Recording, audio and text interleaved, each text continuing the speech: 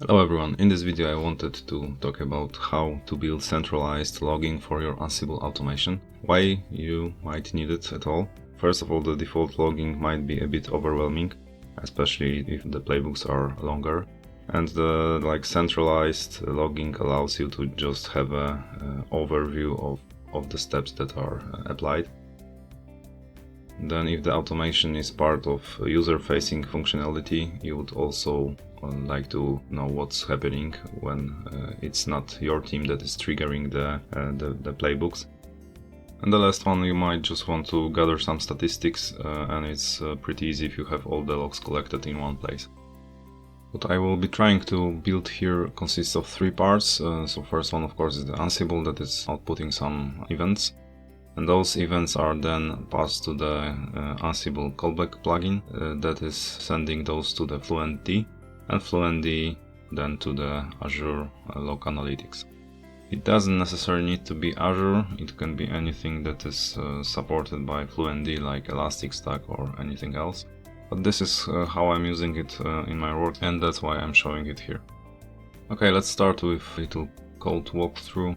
As always, I'm putting all my code in GitHub, and there is now a new folder for Ansible in Azure Log Analytics.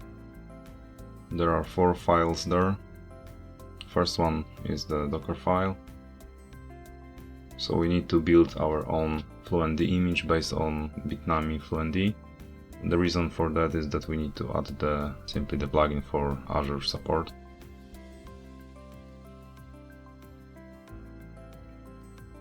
Then we can go to the Fluentd callback plugin for Ansible. It's based on the boilerplate. So it has this basic description. We're also placing the Fluentd URL here.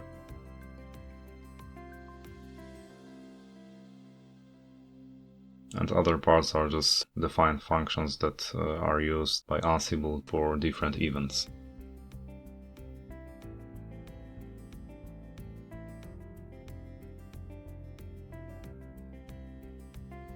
And you can find all those functions, all those events in Ansible code. And you can just go through those functions and see what is useful in your case.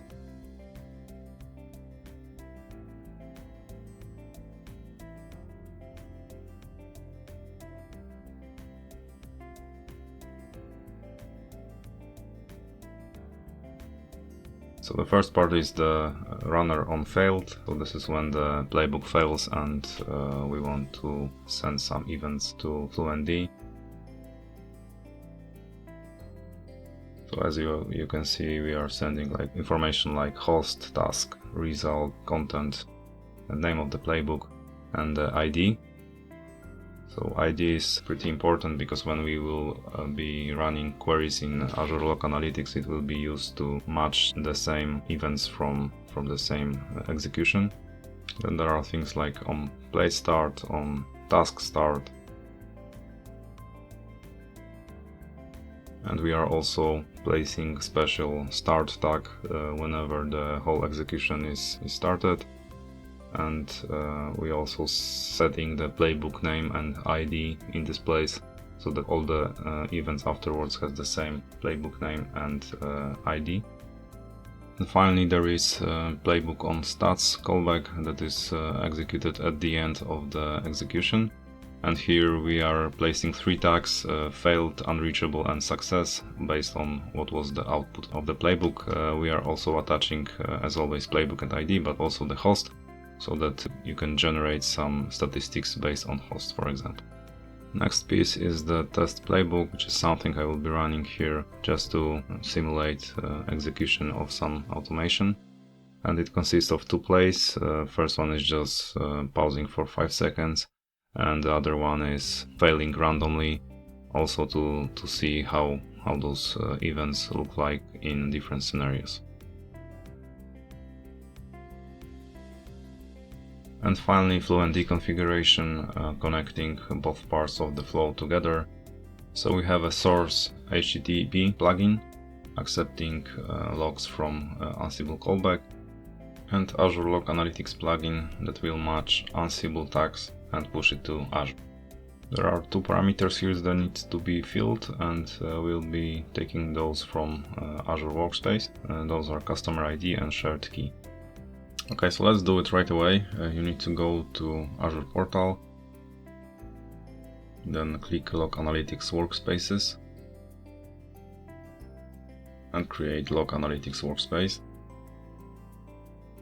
I'm assuming you already have the resource group, so you just need to select it and give a name to your new workspace.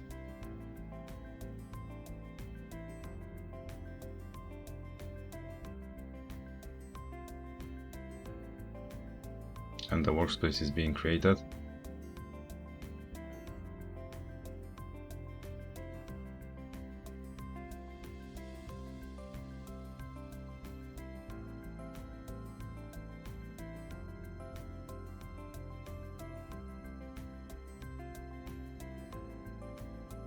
And then inside of it you can go to Advanced Settings,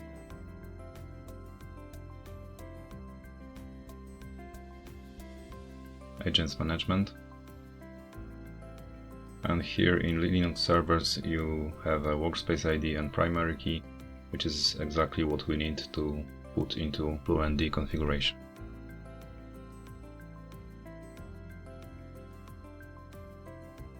But before that, let's quickly build the Fluentd container.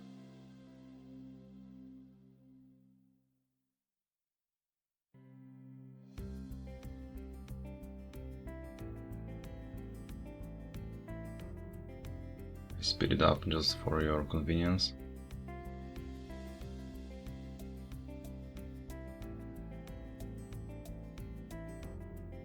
And now we can pass those parameters that we just seen in Azure portal.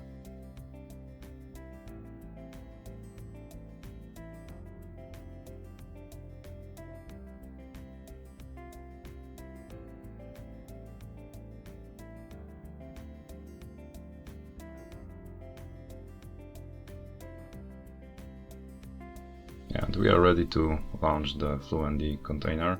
I will be running it locally just for convenience, but you can always run it in the Kubernetes or other cluster. Here I'm mounting the Fluentd configuration into the container file system.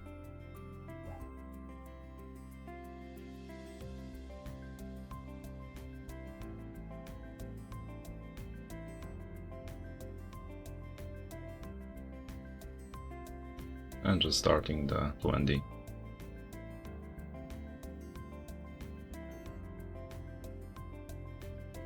So we can see that the configuration was loaded. And we can now move to running the playbook itself. But before that we need to somehow tell Ansible that it should use our newly created Fluentd callback plugin.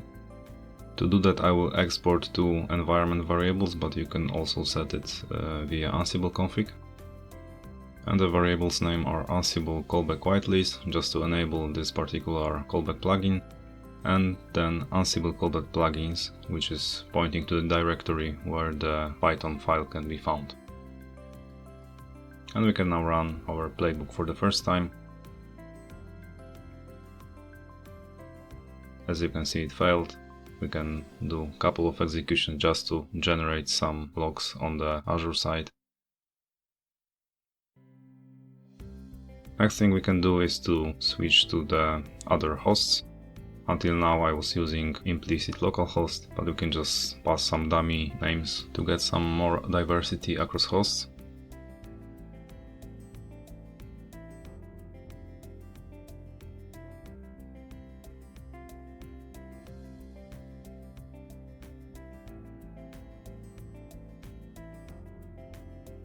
And now we need to explicitly pass the names of the hosts using inventory flag.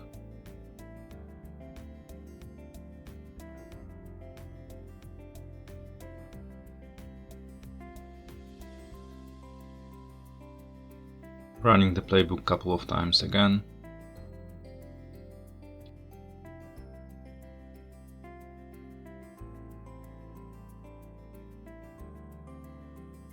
One last change to simulate hosts being unreachable, so I will turn on gathering facts. This way, when the second play will be executed, we should see hosts being unreachable. Let's get back to the Azure portal, and in logs we should see now events from our playbook execution. Notice the new custom logs table, which we can query now.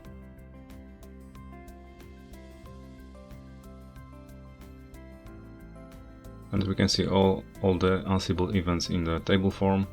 All the fields are there, and the result field is broken into underlying structure. So usually those fields will be empty until the playbook is failed. So it would be good just to filter out those columns and see everything in just this high level view, which I will do with the next query. This time it's a lot more readable, and what is most important, it's sorted by time. We can follow all the executions exactly the way it happened.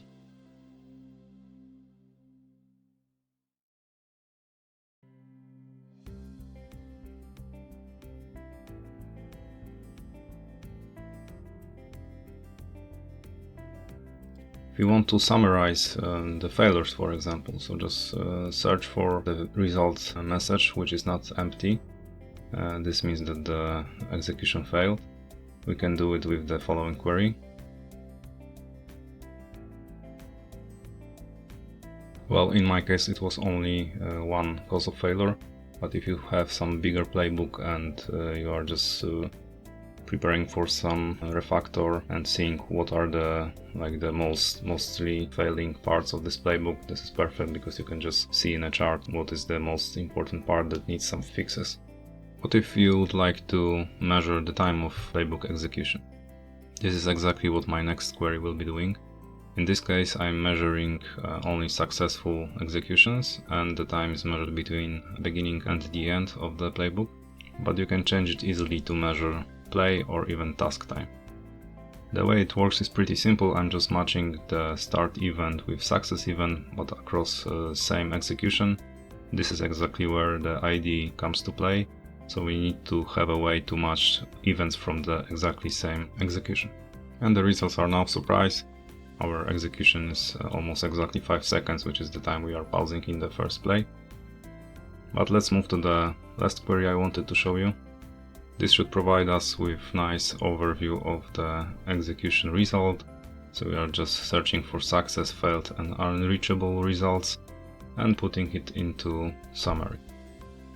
Again, it's very simple. You could do it other ways. You could measure it per host, per region, or any other label that you like. It's nice because you can summarize it in a form of chart. And Azure Analytics has plenty of them, so you can really create some nice dashboards that will show you the current situation of your automation.